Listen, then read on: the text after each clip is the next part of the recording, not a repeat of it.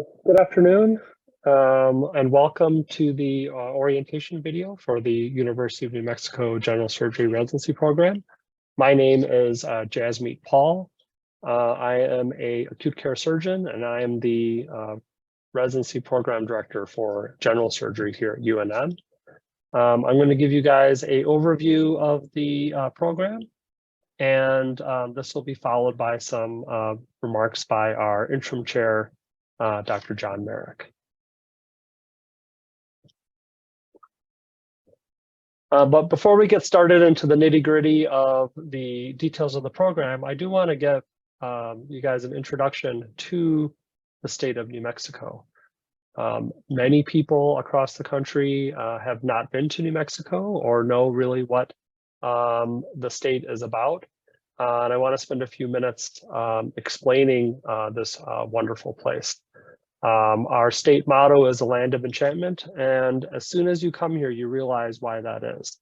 There is lots of natural beauty, wide open spaces, unique geological formations, ton of history, and very friendly people and great food.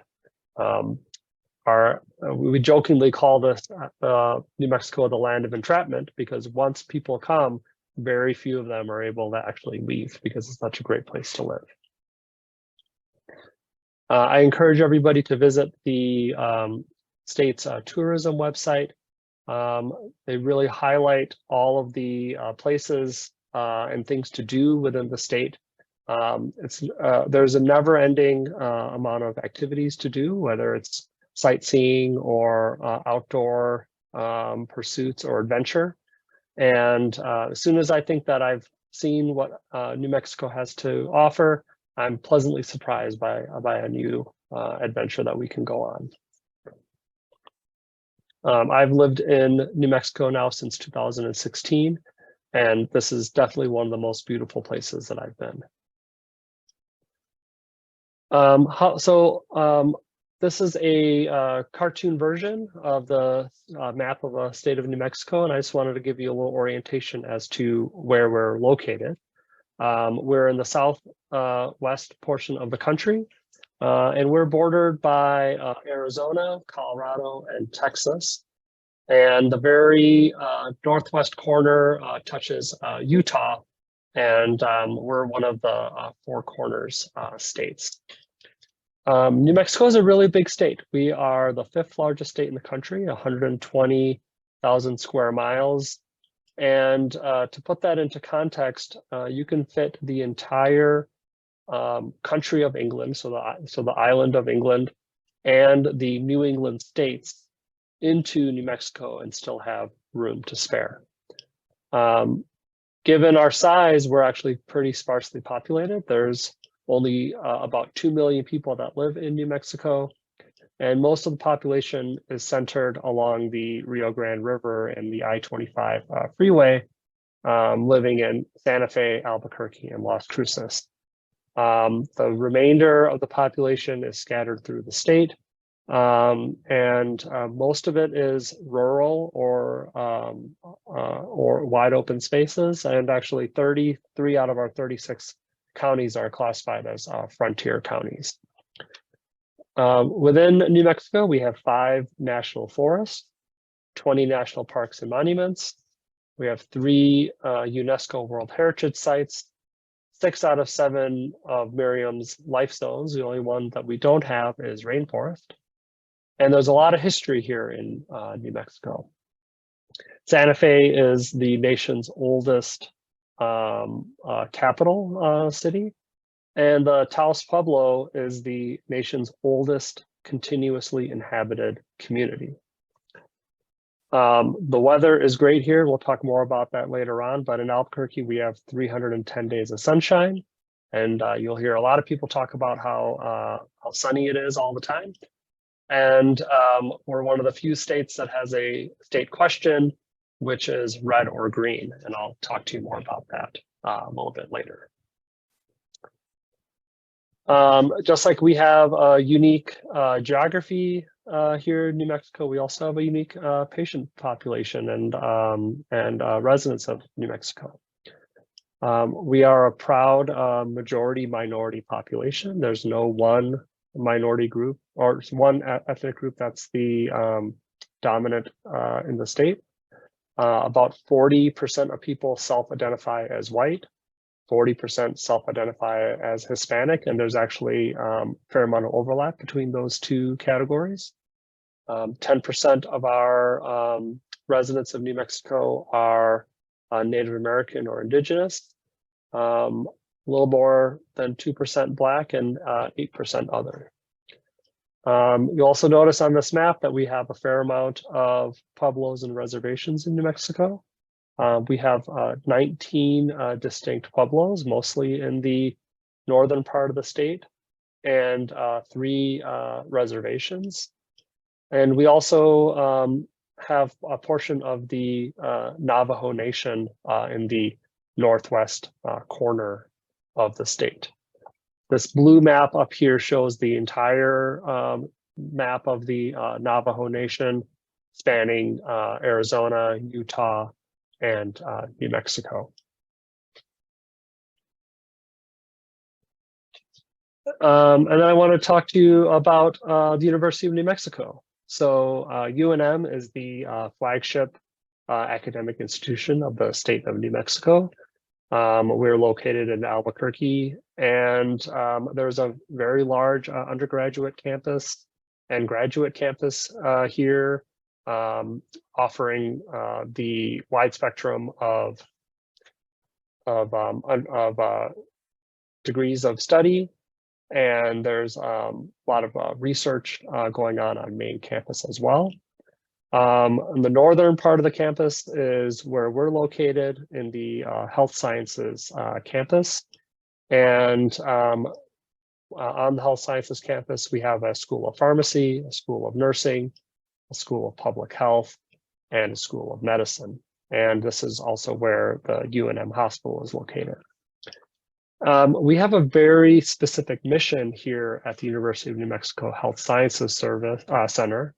And I paraphrase it to make it a little bit easier to understand, but the mission is to serve the underserved people of New Mexico and to train the next generation of physicians and surgeons to serve them. And this mission is very important to the institution, and we live and breathe it here every single day. And everybody who works here is totally committed to this mission. Our medical school has 100 students per class, and many of them are New Mexico natives. And being that we are the flagship institution here in New Mexico, we're also the only major hospital in the state. So we're the only academic medical center in the state. We're the only tertiary hospital in the state. We're the only NCI cancer center. We're the only pediatric hospital.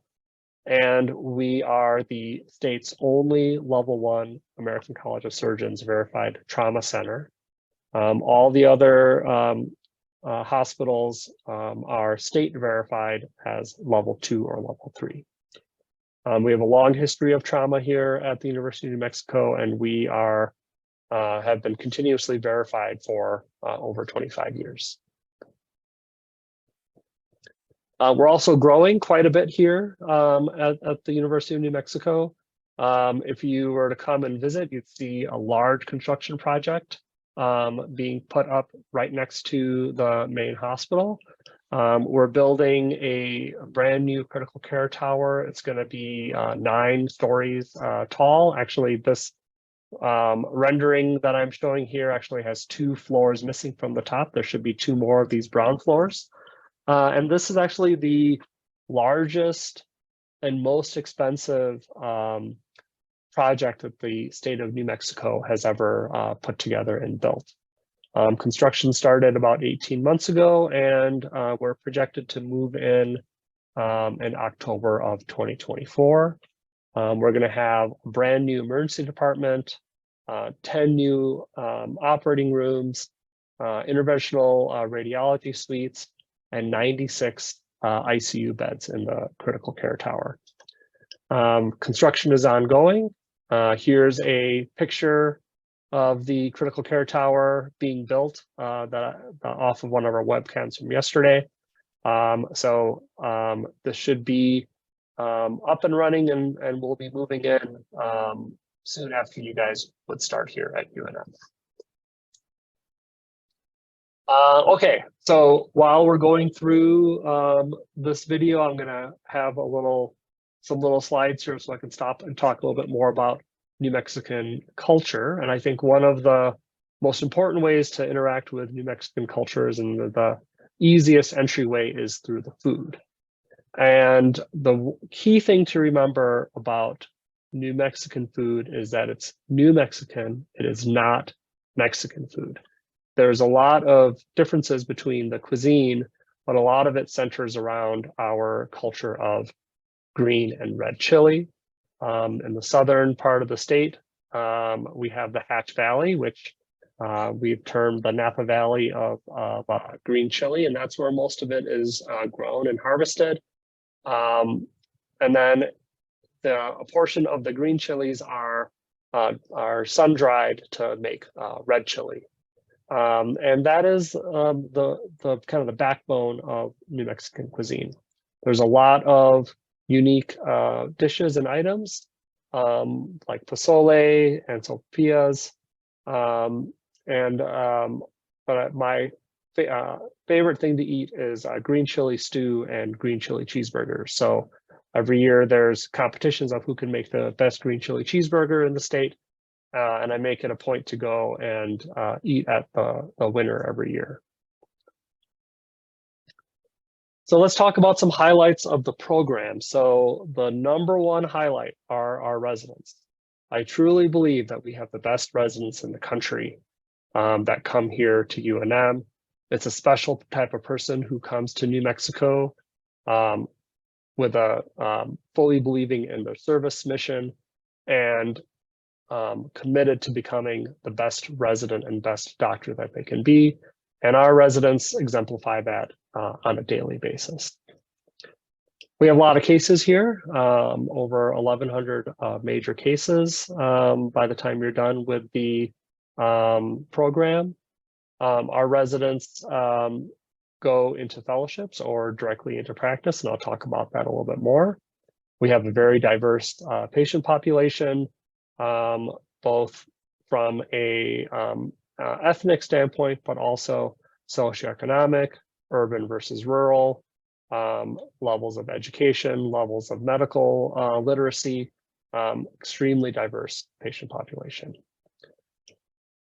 One thing that I'm really proud of in our program is that we have a respectful and supportive culture amongst the residents, amongst the faculty, within the hospital, and within the department. And this is something that we have worked really hard to develop and continue to work hard to maintain.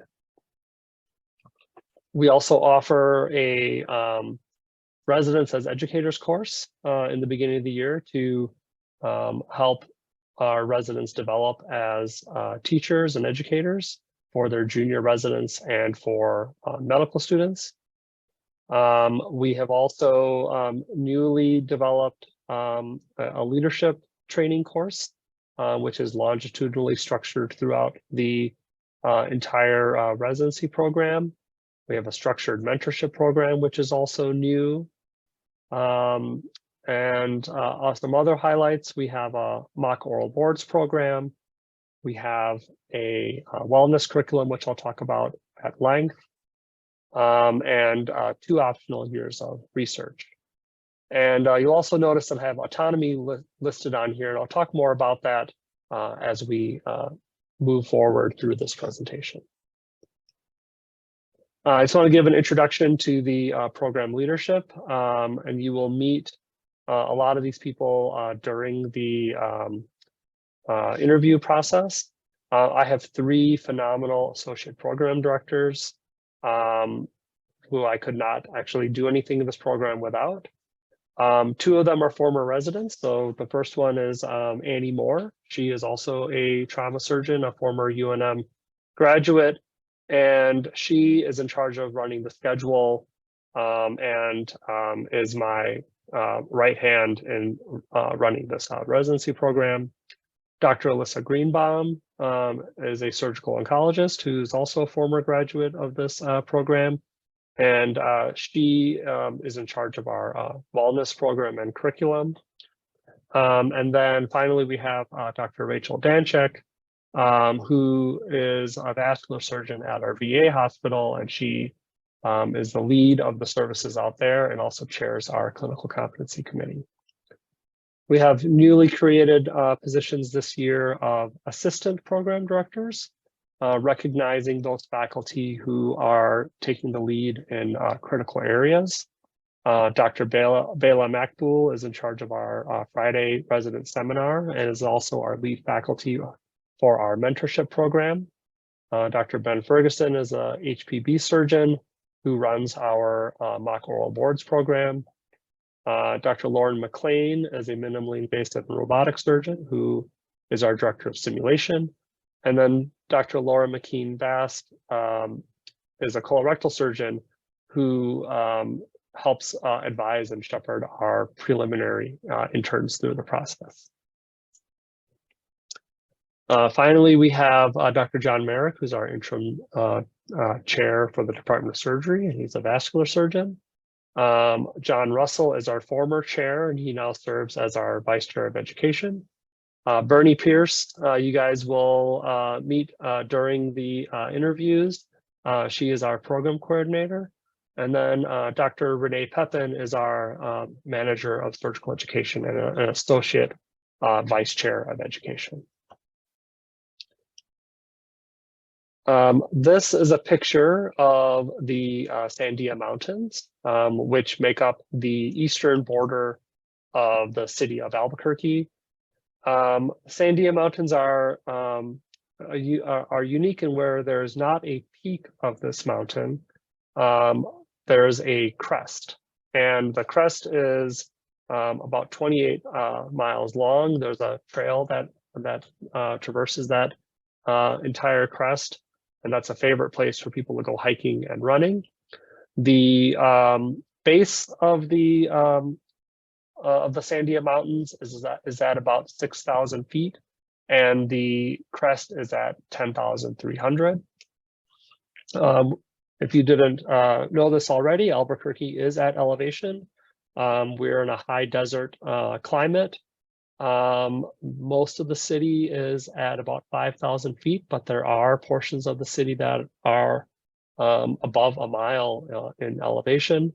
This elevation does provide us with a really mild climate. It doesn't get too hot here, it doesn't get too cold, but it does snow. And this is a picture of beautiful sunset on the Sandias with snow highlighted on the mountain. So a little bit more about the mountains. The Sandia is part of the Cibola National Forest. And just south of the Sandia Mountains are the Manzano Mountains. There's a tremendous amount of outdoor activities that you can do within the Sandias and Manzanos.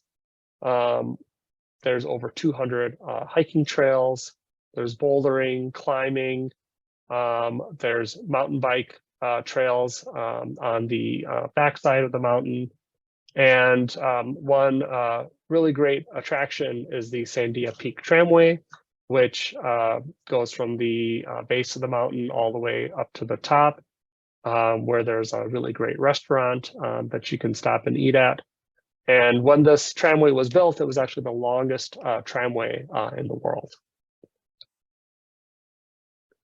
Okay, on to the residents. So like I said, our residents are the highlight of the program, and the absolute best residents in any program in the country. We are approved for 7 residents per year. This is a new development for us, so we're slowly building up our roster, but we will be recruiting for 7 categorical spots every year. And we have 5 preliminary interns and 1 resident in the lab right now, so we have a total of 38 residents currently. We have a lot of women in our program. There are 24 women in surgical residents. That is, I'm doing the math right, over 70% of the program. 14 of our residents are self-identified as underrepresented in medicine minorities. We have residents from 14 states and 3 international graduates. And as you can see from this photo collage, the residents get along pretty well, like to have a lot of fun together. Though most of these pictures I'm looking around are not of a single class. These are residents spanning the different years. As I mentioned, one of the really things that I'm really proud of is the diversity within our program and the number of women. We are committed to training a diverse resident workforce that represents the people of the state of New Mexico. We intentionally have developed our program in this way so that we can ensure that we are training people who are going to stay in New Mexico or serve underserved populations across the country. You know, when I look at this collage, I don't think there's a lot of residency programs that look like ours. And this is something that the residents are really proud of and the program is really proud of.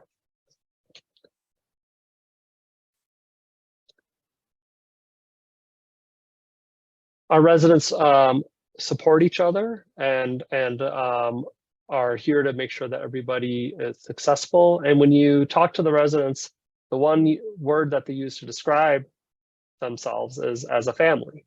And during COVID, when everybody was isolated and we had some difficulties integrating our new residents into the program, the residents came up with this concept of resident families.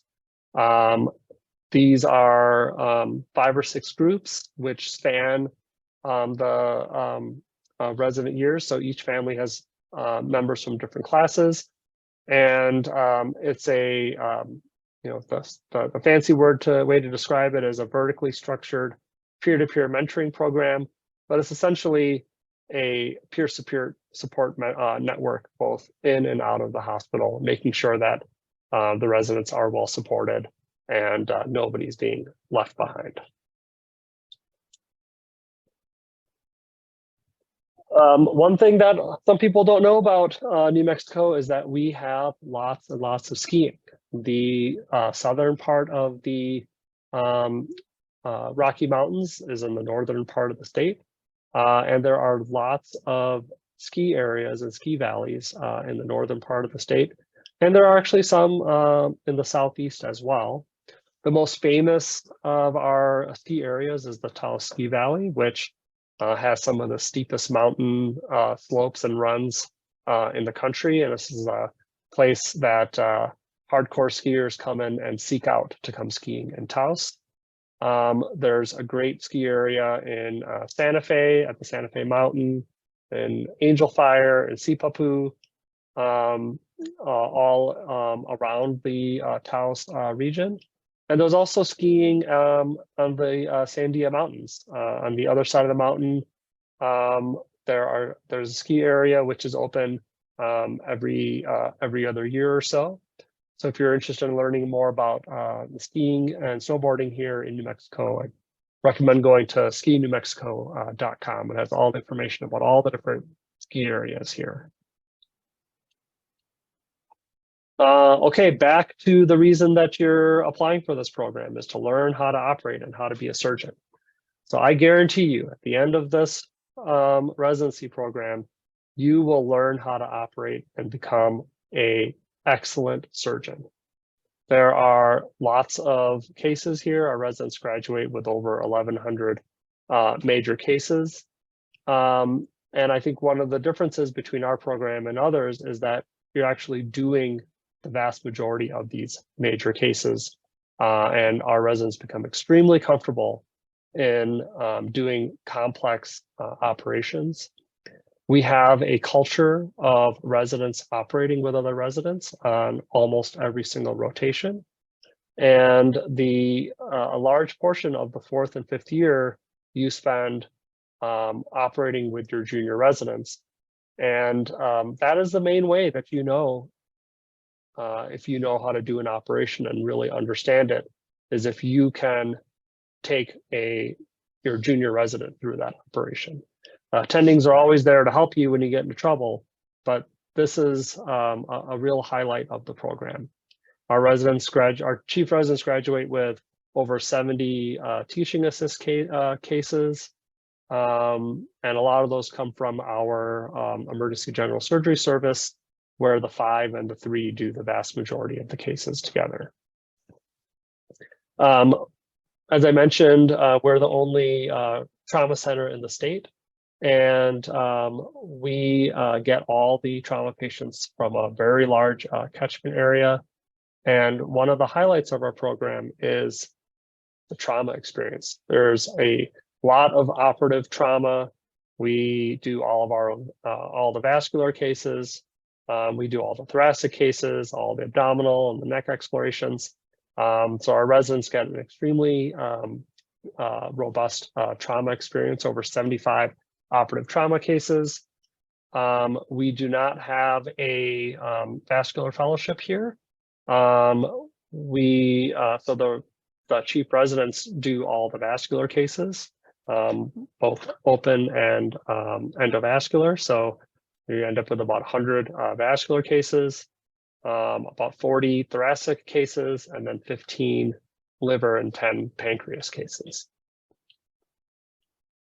We do have 2 fellowships here at the University of New Mexico. One is an acute care surgery 2-year fellowship, and the other is a 2-year surgical oncology fellowship.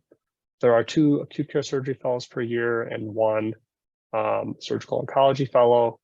A lot of the acute care surgery fellows actually operate with the residents, and there are plenty of surgical oncology cases for the chiefs to get a robust experience, as well as our fellows.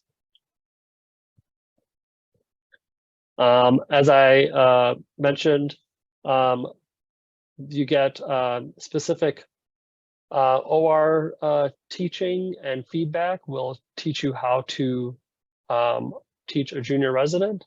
We'll teach you how to teach medical students. And then you'll also have the opportunity to operate with people in your class, operate with the other chief residents, and get a fair amount of autonomy. And then one of the great benefits of having fellows is that oftentimes they come from other institutions, and they can bring some tips and tricks from other places to really further your operative repertoire. This is a listing of the divisions and sections that we have here within the Department of Surgery, as well as the division chiefs. And as you'll notice, we have 4 of our divisions are led by women. And we have a general surgery division and a vascular division over at the VA hospital. This is a kind of generic overview of the resident complement for the different services. Most of the services have a team of residents, as well as a number of interns on each service. There are a couple of services where there's just one resident, like the VA vascular service, Alamogordo, which is one of our community partners, endocrine, CT surgery, all have one resident.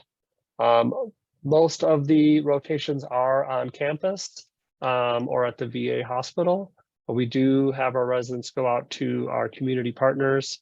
One is Lovelace Hospital, which is one of the other major hospitals here in Albuquerque. The other is the Gerald Champion Regional Medical Center, in Alamogordo, New Mexico, which is in the southeast portion of the state. And during the second year, our residents go up to the University of Colorado for a transplant experience. Route 66. So this is one of the most famous highways in the country, which goes from Chicago to LA. And the largest urban stretch of Route 66 comes right through Albuquerque and actually right through the University of New Mexico along Central Avenue. There is a major effort by the city to revitalize this downtown area in Nob Hill, centered around Route 66, with lots of new restaurants and bars opening, shops, condos, tattoo parlors, you name it, is down in Nob Hill. Nob Hill is close to campus, and as I mentioned, there's a lot of great restaurants in that area. There's breweries, coffee roasters, vintage shops, and this is a great place to look for New Mexican jewelry, which is centered around turquoise and silver. And there are a lot of really great art galleries showcasing local artists in Nob Hill as well. As far as the educational program for the residency, we have protected educational time every Friday. So in the morning, there is UNM conference and grand rounds. After that, we have protected educational time for the residents in the form of our Friday resident educational seminar, which goes from 9 to 11 a.m. Again, this is protected time. This is based off of the SCORE curriculum. And Dr. Bela Makbul, who I mentioned earlier, has taken over running this program, is doing an excellent job. Other components of our educational curriculum, we have the annual Residents as Educators course. As part of our simulation curriculum, you'll do FLS and FES and get certified in robotics. We have a asset course, which is the advanced trauma exposures course for our third years at the end of the year, right before they become fourth years, which is the major time you do trauma. We have mock oral boards twice a year, and we actually do this in conjunction with other institutions so that you get practice doing a mock oral boards with faculty that you don't know. And then all of the services have weekly conferences and journal clubs as well. Dr. Lauren McLean is our simulation director, and we have protected time for simulation every week. We have set aside a couple of hours every Thursday afternoon for a simulation activity, but it's not for every resident in the program every week. We do 1 or 2 classes at a time, or maybe even just a handful of residents at a time, so that everybody gets time to do the simulation and close one-on-one instruction.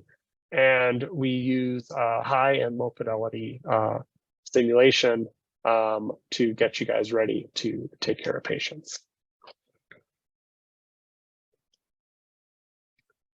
Another major highlight of our residency program is our Core 7 wellness curriculum.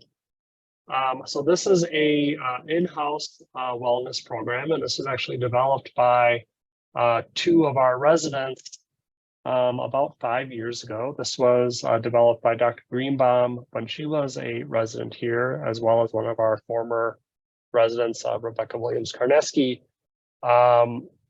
as a global wellness curriculum based off of the 7 domains of wellness.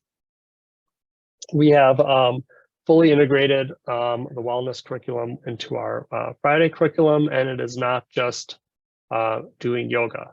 We have sessions on each of these 7 domains. We actually ask the residents every year, what is it that they want to learn about and work on for wellness for the upcoming academic year, and then we schedule between 6 and 10 sessions per year to cover all these different domains. And I'll show you some examples of that in the next slide. We also offer quarterly wellness half days, which is a half a day off to go to see your primary doctor, to go to the dentist, to get your oil changed, really anything that you need to do, which it's hard to find time to do during a busy surgical residency program. And then we also offer $100 of wellness money a year, which a lot of residents have used to buy gym memberships or buy gym equipment. And you know, this is a resident-driven, resident-created wellness curriculum. Many components of this were actually borrowed by our GME office and implemented across all the residencies in the institution. And we're really national leaders, and by we, I mean Dr. Greenbaum is a national leader in wellness across the country. Here are some examples of using the domains of wellness to structure a program. So we've got the different areas. We focus a lot on ergonomics and making sure that you're taking care of your body in the operating room, making sure that we have healthy food in the resident work areas,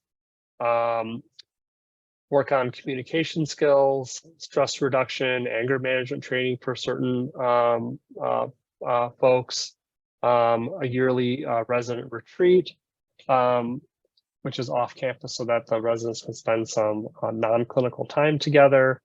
We work on making sure that your workflows are efficient, getting trained on how to use the EMR, and doing scheduled mentorship.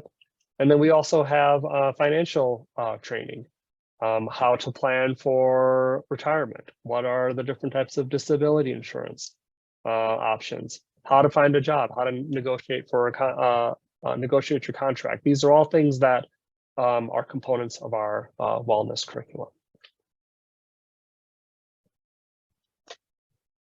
Okay, how about the weather and climate here in Albuquerque? So a lot of people have misconceptions of what it's like in Albuquerque. We are not Arizona, and we're definitely not Phoenix. It is not as hot as that part of the country here in Albuquerque. You know, we are in a high desert climate above 5,000 feet, so that really tempers the weather here. And the only way I can describe the weather in Albuquerque is that it's perfect. We get all 4 seasons, but none of them are extreme. In the summers, it is hot, but it's usually 80s and 90 degrees. It'll top 100 for 1 week a year, but that's it. Wintertime, it's in the 20s to 40s. We do get snow, maybe an inch overnight, but then it melts during the day because it's bright and sunny, 310 days a year. So the weather really is ideal, and it's one of the things that keeps people here in New Mexico. I just want to talk a little bit about research here in the Department of Surgery at the University of New Mexico. So there is an option for a resident to go out to do 2 years of dedicated research time.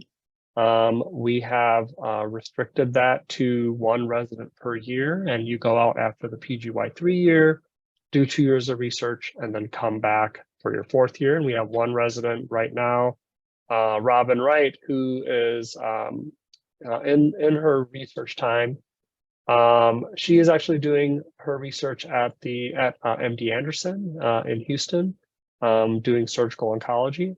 But many of our residents stay here on campus and do research in vascular labs or surgical education or in trauma and wound healing. You have the option to get an advanced degree during this time. You can get masters in different types of research degrees. You can get a master's in public health. You can get an MBA if that's what you're interested in. And many of our residents have taken advantage of that opportunity. For everybody else, we do have a research requirement that every resident does some scholarly activity before they graduate. In order to help facilitate that, we have a surgery research club that meets every month, where the faculty and residents from the department get together and talk about ongoing research projects, new research projects, and help each other get through the different phases of doing research and presenting. If you have a research project that's accepted by a conference, whether that's local or national, the department will fund you to go and present your research, and there's really no limit on the number of times you can go to a conference to present. Many of our residents have done research in surgical oncology, acute care surgery, vascular surgery, and minimally invasive surgery. And the thing that we really excel on are clinical studies, and we've done a fair amount of research in healthcare disparities, especially with our large minority populations. Just to the north of us is Santa Fe, New Mexico. Santa Fe is a city that is extremely well known for art and food. This top left picture is of the famous Santa Fe Plaza, which is ringed by great shops and restaurants and jewelry stores. Up in this corner is a picture of Canyon Road, which is a world famous art district with extremely high-end galleries. We have lots of old churches and chapels within Santa Fe, some dating back to the 1500s. And one of the newer additions to Santa Fe is our art installation called Meow Wolf. Santa Fe is the original location of Meow Wolf, but they are expanding to different parts of the country. And it's actually a pretty hard thing to describe what Meow Wolf is.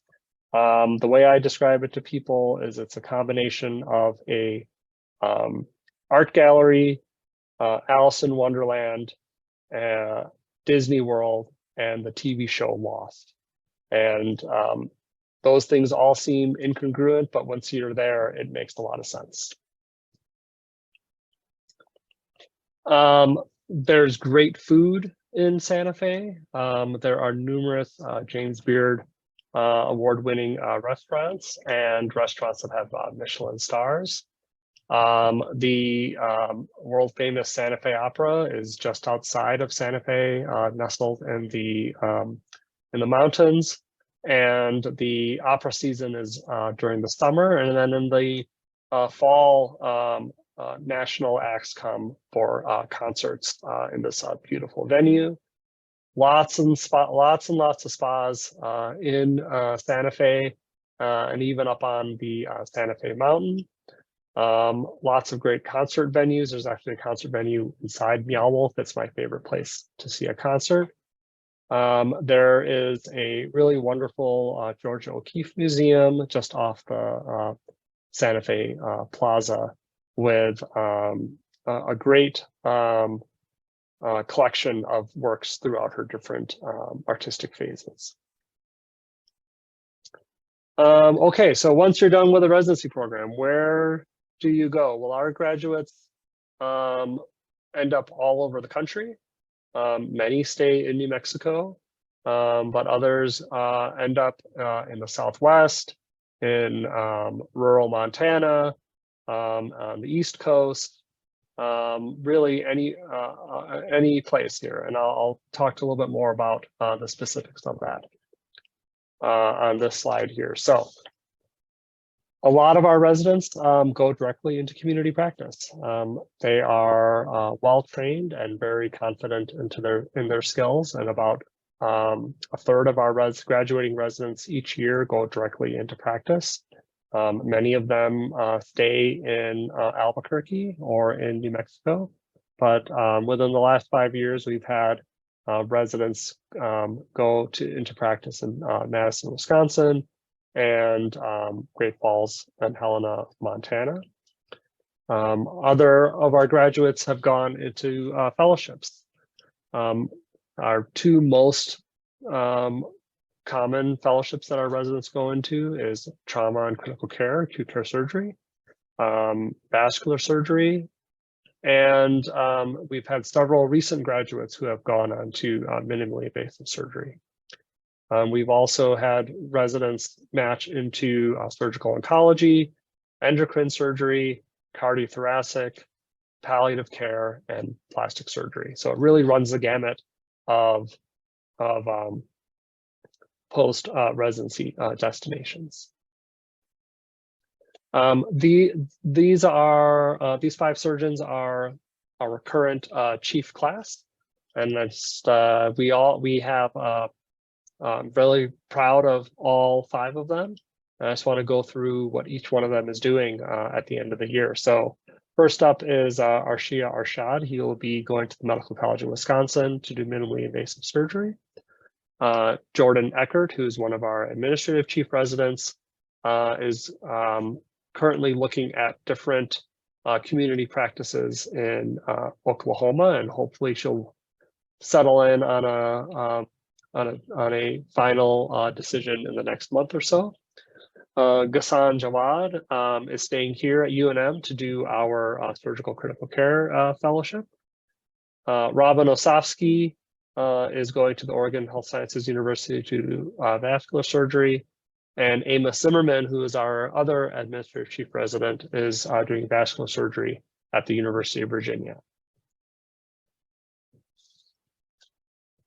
A relatively new industry has really taken hold and expanded here in New Mexico.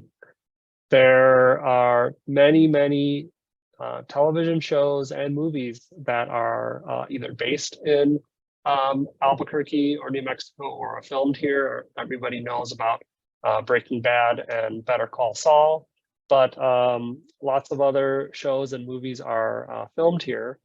And if you're an aspiring actor, you can actually go and sign up at the different studios to get a job as an extra during your time off to go be an extra in a TV show or a movie. And actually several people from UNM and UNM Hospital have been spotted in some of our TV shows. I just want to talk a little bit about the benefits that we offer here through the GME office.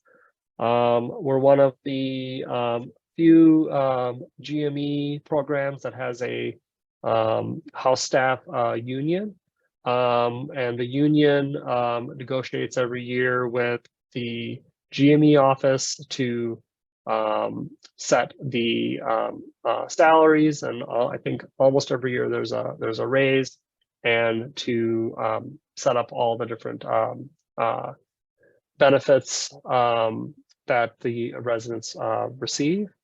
There's on-site parking for all the residents, especially the surgery residents. You get money for food in the cafeteria. There are comp days for holidays. So if you work a holiday, like Thanksgiving is coming up, if any resident works on Thanksgiving, they get an extra day off for having worked the holiday. Everyone is enrolled in a really great healthcare plan here at UNM. And then specifically for the surgery residency program, all of our residents are become members of the American College of Surgeons. Oh, I forgot to write this on there. Everybody becomes a member of STAGES. And if you wish, you can also become a member of the Association of Women Surgeons. Everybody has an education account, which we can use to buy books, online courses, and go to meetings. And when you're on the night float rotation, we have an extra incentive for doing night float where you get $100 a night wellness money that you're on that rotation. And then we provide loops for the second year residents. Another really unique part of Albuquerque is our annual balloon fiesta. So this occurs every October. And we just actually had our 50th anniversary of the balloon fiesta this year. This is the world's largest gathering of hot air balloons, and people come from all over the world bringing their balloons to take part, and visitors come from all over the country and all over the world. It's really a hard thing to explain, kind of like Meow Wolf. You have to actually experience Balloon Fiesta to really appreciate how wonderful it is. But there are hundreds of balloons that are being inflated and take off all around you. You're completely surrounded by these balloons during the fiesta. It's really a magical part of the year here in Albuquerque. I just want to talk a little bit more about the city of Albuquerque. So we have a few hard boundaries actually for the city.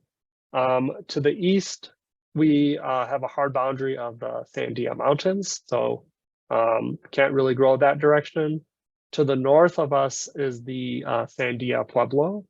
And then to the south of us is the Kirtland Air Force Base and the Sandia National Labs. So most of the expansion in the city of Albuquerque and our suburbs is going out to the west. That being said, there's a very low cost of living here in Albuquerque. About half of the residents own a home. The airport is really close to campus. It only takes about 10 minutes. So it's easy to take flights to go on vacation or to visit family. We actually have a really great sports scene here in Albuquerque. We don't have any professional sports leagues, but we do have college football for the University of New Mexico, as well as college basketball at the Pit, which is a great place to see a basketball game. My son and I have season tickets, and that's one of our favorite things to do during the fall and summer. We have a minor league baseball team called the Albuquerque Isotopes, and a fairly new minor league soccer team, New Mexico United, that the entire city and region supports. As I mentioned, Nob Hill and Route 66 are great places to go hang out and eat. We have great restaurants scattered throughout New Mexico, scattered throughout Albuquerque. Lots of great regional and ethnic restaurants. Obviously we've got green and red chili, which permeates the food culture. And there are several casinos in the pueblos that surround Albuquerque.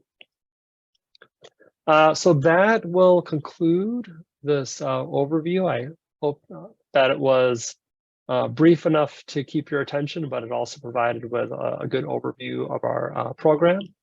I'm really excited to meet each and every one of you, even though it's virtually.